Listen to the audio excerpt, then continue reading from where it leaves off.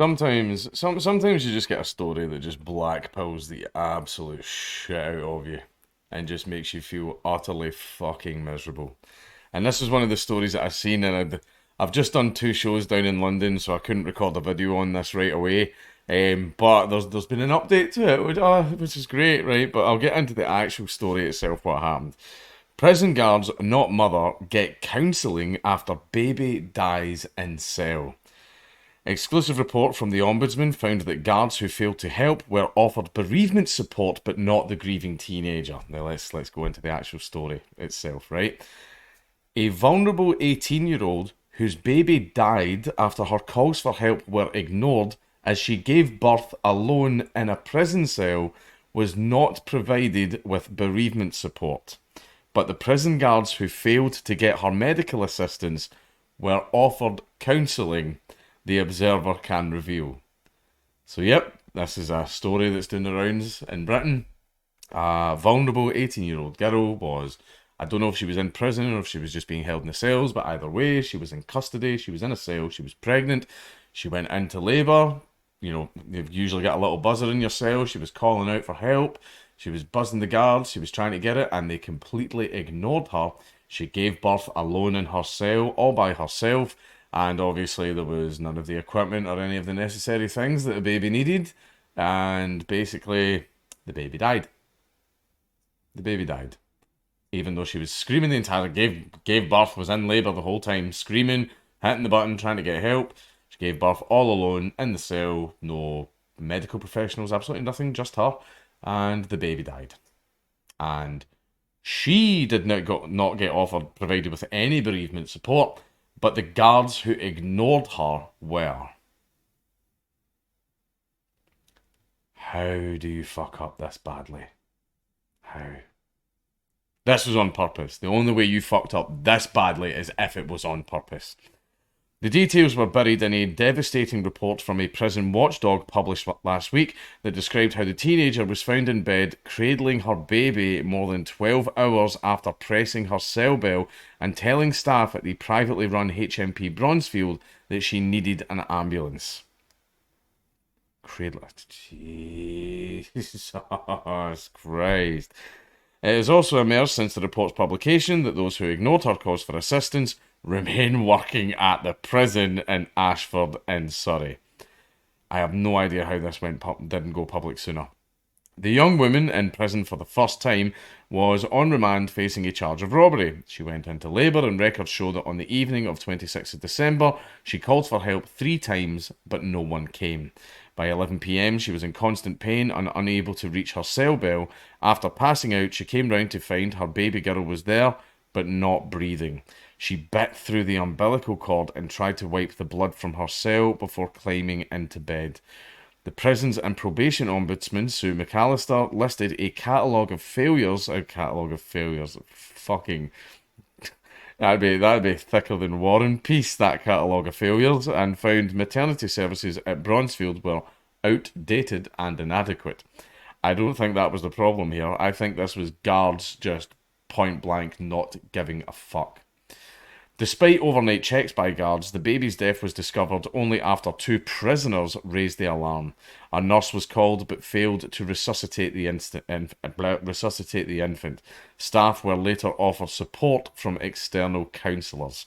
But shockingly, the PPO report found police and coroner involvement immediately after baby A's death and a lack of understanding by the prison in the role of the local child death review team meant Miss A did not receive the routine bereavement and practical support that would normally be provided. McAllister said Miss A was regarded as having a bad attitude rather than a vulnerable 18-year-old who refused care because she was frightened her baby would be taken away. Now, one thing is, well, right, don't know if you've ever been in the cells before. Don't know if you've ever been in jail before, right? But see, if you have a buzzer in your jail cell where you can do things like ask for the toilet, or back in the day, ask for a light because you weren't allowed the light, or if you require medical care, it was an emergency, you could push this button. If you were a shit, then guards would just ignore it. They would switch your little button off, so you could sit and push the button and stuff, but it wouldn't ring through. And the guards did that to you to just ignore you. They did that if you were just being a dickhead. Now, In the instance of a young, vulnerable 18-year-old girl, even if she was a shit to you, even if she was a problem for you, that's not the baby's fault, and you, as a prison officer, have a duty of care towards your prisoners, and especially to the baby, because what the fuck did the baby do? Baby didn't do anything to be there. It was a fucking unborn baby. Like, even if the woman is a complete shit, there should still definitely 100% be a duty of care towards the baby. So you should have kept the button on. You should have checked up on her. And because you were like, yeah, I'm gonna switch her button off because she called me a dickhead in the lunch line, right? Because of that, baby's now dead. Baby probably prison's cold, by the way. Like in Scotland especially, baby probably froze to death. I have no idea what happened. Maybe they didn't. Maybe because she was out cold, the fluid didn't get out the baby's lungs, and the baby just drowned in its own fluid. And that is, in this instance, I would say 100 fucking percent the prison and guard's fault. And instead of a well-deserved manslaughter charge, no, they still have a job. They still have a fucking job. She even told a nurse she would kill herself if her baby was taken into care, but the prison failed to step up on monitoring. Deborah Coles, the executive director of the charity Inquest, said their view of her as a difficult woman informed her treatment, both during the pregnancy and the subsequent ignoring of cell bells. The further complete contempt of her case in not providing bereavement counselling is indicative of a wider culture at Bronzefield, which is supposed to be a trauma-informed prison.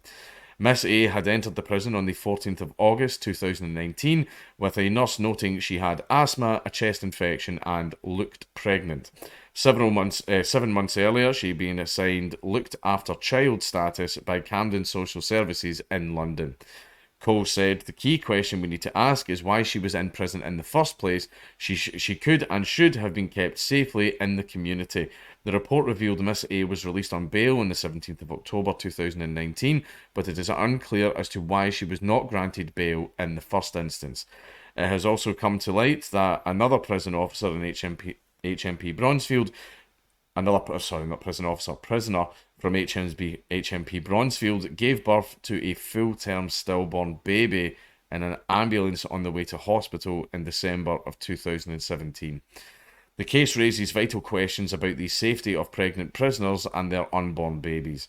One new mother who served half of a 6-month sentence while pregnant told The Observer, "It's an extremely toxic place. I suffered with depression and cried every day. I worried the stress would cause a miscarriage."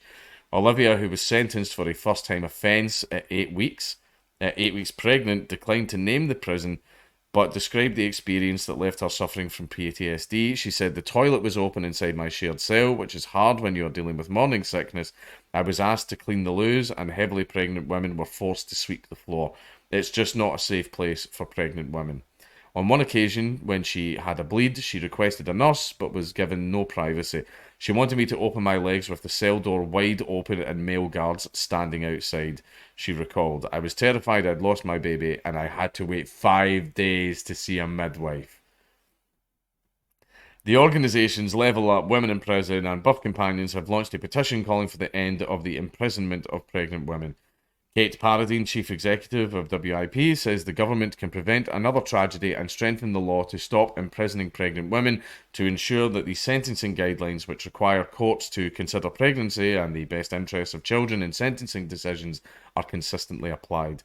The latest Ministry of Justice figures show 31 women gave birth during a prison sentence in the year to March 2021, while 28 gave birth in hospital and none were born in cells. 3 were delivered en route to the hospital.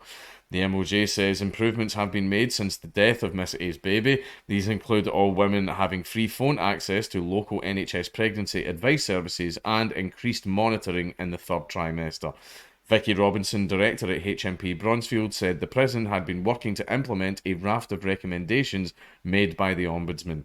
She confirmed an internal inquiry and disciplinary investigations had taken place and appropriate steps had been taken with staff. She said, "We are deeply sorry this happened and our thoughts throughout have been with the family. We take this matter extremely seriously and are committed to providing the best care possible." A spokesperson for the Judicial Office said decisions as to granting or refusing bail are made by the court on a case-by-case basis. When determining whether to grant bail, magistrates and judges are guided by the relevant statutory provisions and case law. Yeah, the prison guards and everyone that was there that day, like, yeah, aye, sirens outside. Don't know if you can hear that. Great timing. Yeah, the prison guards that were on that night for their shift, manslaughter charge. Manslaughter charge. A baby's dead because of them. A baby's dead because that prison and their staff failed to fucking act. Right? Just because she's a problem prisoner, so let's switch her. Irrelevant. Doesn't matter. Does not matter how much of a cunt she is. She's carrying a baby. The baby did absolutely nothing. Like, babies are literally the most innocent fucking things ever. Right? The baby did nothing. The baby did nothing to deserve to be there. The baby did not fucking deserve that. Right? So see the guys that were working up, they shouldn't have, not only should they not have a fucking job there anymore, they should have a nice big fat manslaughter charge. Evil fucking cunts.